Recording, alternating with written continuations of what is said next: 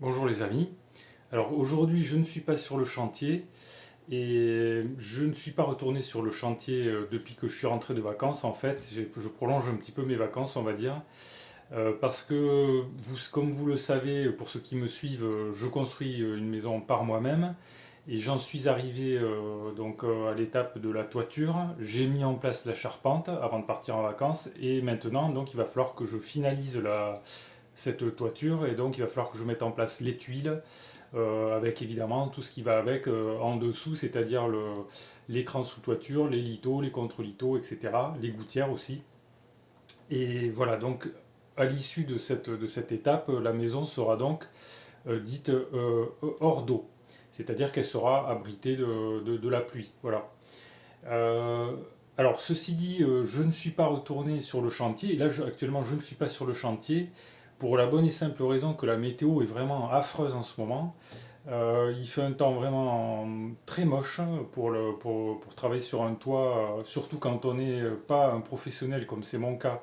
C'est vraiment des conditions très mauvaises, il pleut sans arrêt, il y a du vent, la météo est vraiment très très très très tout à fait pourrie, on ne peut pas dire autre chose. Et il y a même de la neige qui est prévue, qui va tomber sur les sommets à partir de 1800 ou 1900 mètres, je crois. C'est dire un peu la situation. Et cette situation, elle est mauvaise depuis quelques jours là. Et il paraît que ça va durer toute la semaine prochaine.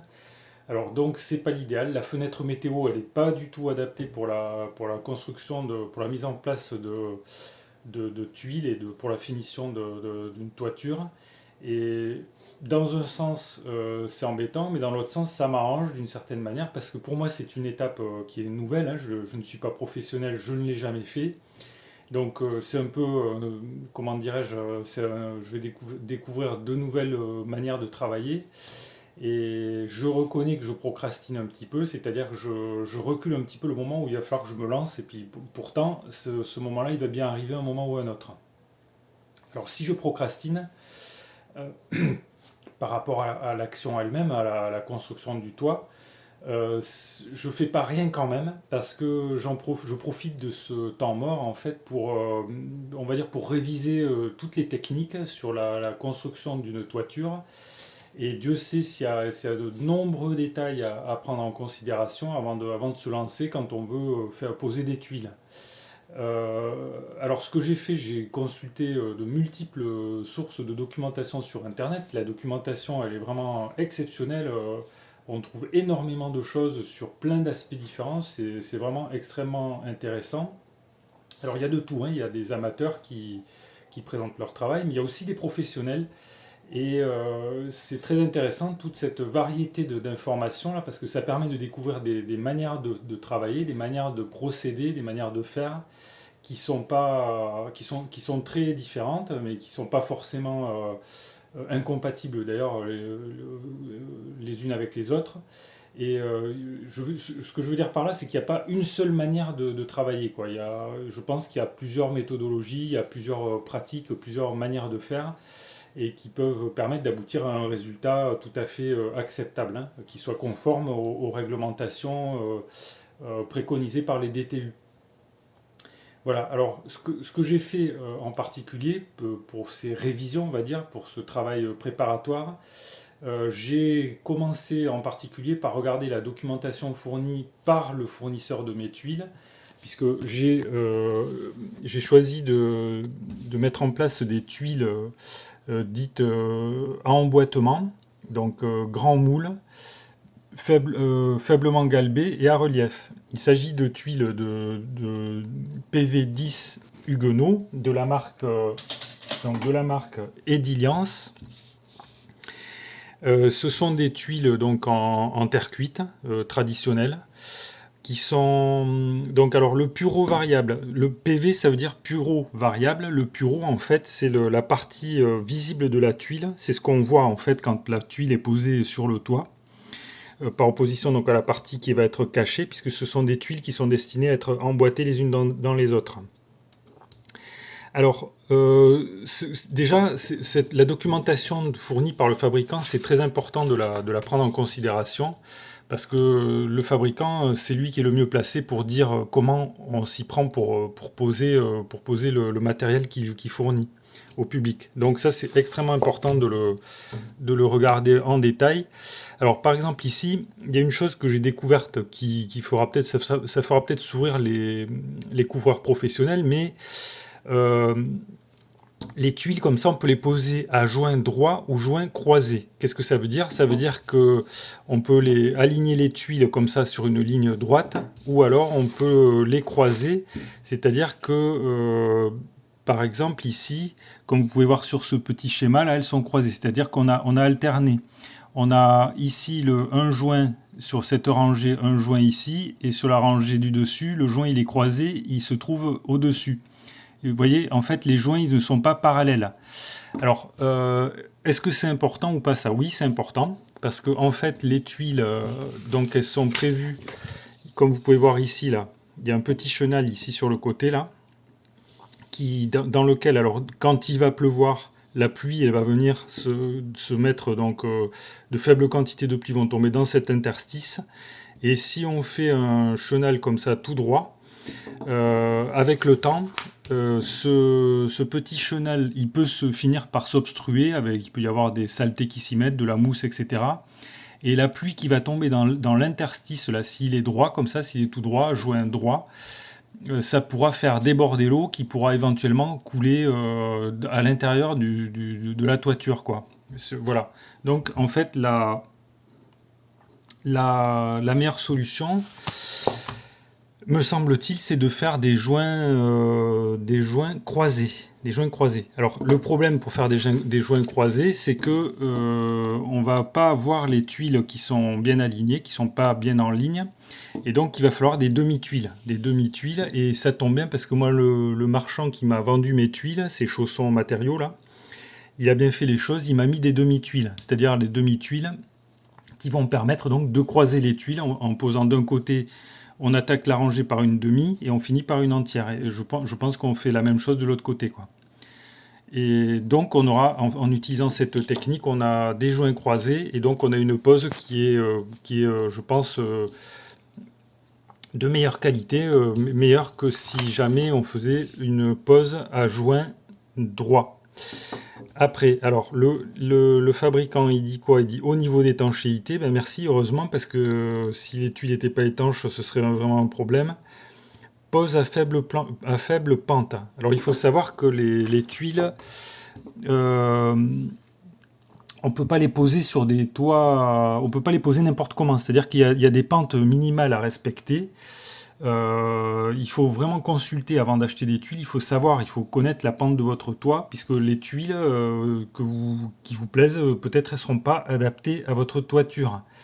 Alors moi, dans mon cas, il n'y a pas de souci, parce que comme vous le savez, pour ceux qui me suivent, j'ai fait une pente forte, hein, 50% là sur mon toit, donc il n'y a aucun souci avec mes tuiles, la pente est tout à fait adaptée. Mais si vous avez l'intention de faire un toit qui est quasiment plat, attention, peut-être ça pourra pas convenir. Faites attention à ça, quoi. Alors, ensuite, qu'est-ce que je peux dire sur la technique de pose? Donc, les joints, il faut qu'ils soient croisés. Ensuite, il faut savoir qu'on a moi, j'ai des tuiles de rive, en fait. Alors, il y a des tuiles qui sont différentes d'un côté et de l'autre. Il y en a une qui est plus large d'un côté que de l'autre. On le voit ici, par exemple, sur ce schéma. Et ça se comprend puisque ça permet donc d'emboîter d'un côté une tuile et de l'autre côté, on arrive avec un côté qui sera forcément différent. Et par conséquent, les deux tuiles sont différentes, la rive gauche et la rive droite. Pour parler de ces tuiles, on parle de rive gauche et rive droite.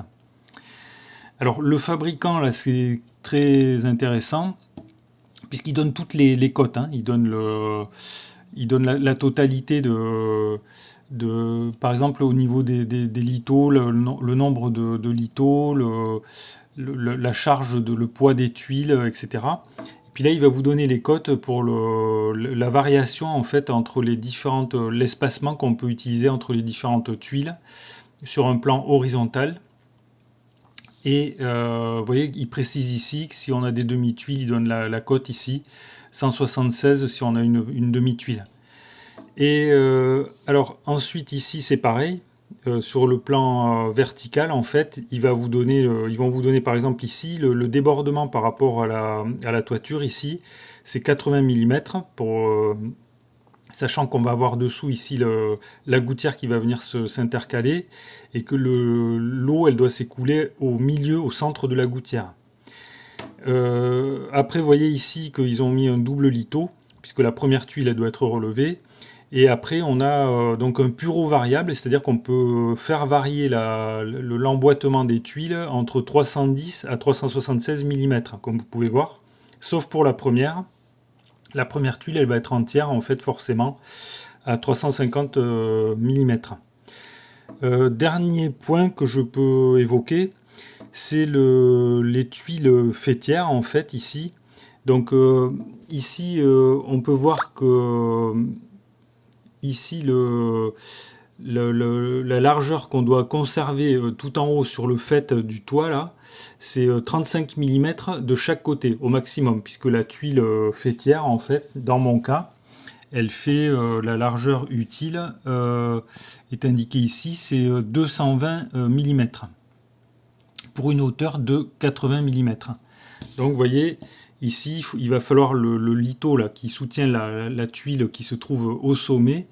Il ne faut pas qu'il soit décalé de plus de 35 mm d'un côté et 35 mm de l'autre, pour que la tuile faîtière puisse parfaitement bien recouvrir les deux tuiles sur les deux versants. Voilà, voilà. Donc je vais m'arrêter ici pour aujourd'hui. Peut-être j'y reviendrai, je ferai d'autres vidéos sur le sujet. Je pense quand même il y a énormément de petits détails là, à prendre en compte. Et j'aurais pu parler également de la manière de faire tenir les différentes tuiles, puisque il y a des préconisations hein, il y a un certain type de matériel à utiliser pour faire tenir les tuiles, des clous, certaines catégories de clous qui doivent être des clous spéciaux qui doivent être résister aux infiltrations d'eau. Mais peut-être je reviendrai sur certains détails de la pose des tuiles dans d'autres vidéos. Donc voilà les amis. Donc moi ce que je vous conseille de faire, si vous devez faire une toiture, prenez connaissance de manière, on va dire, approfondie des tuiles, enfin de la documentation, je veux dire, qui est fournie par les fabricants. Et à partir de là, vous allez voir un petit peu, vous allez savoir un petit peu mieux si les tuiles que vous souhaitez acheter sont convenables par rapport à la pente du toit que vous avez ou par rapport à votre projet, quoi. Voilà. Voilà, voilà. Donc, si vous avez des questions, des remarques ou des commentaires, vous pouvez les faire dans le fil de discussion sous la vidéo. Vous pouvez également cliquer sur le pouce j'aime si la vidéo vous a intéressé.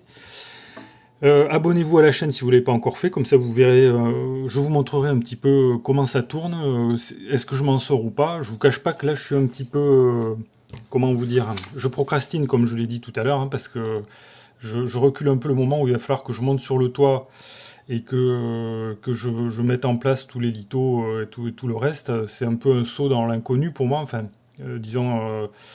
la théorie, je commence un petit peu à la connaître, mais après, entre la théorie et la pratique, c'est vrai que c'est pas, il y a parfois une différence importante. Voilà les amis, donc abonnez-vous si vous ne l'avez pas encore fait. Je vous remercie pour votre attention et je vous dis à bientôt pour de nouvelles vidéos.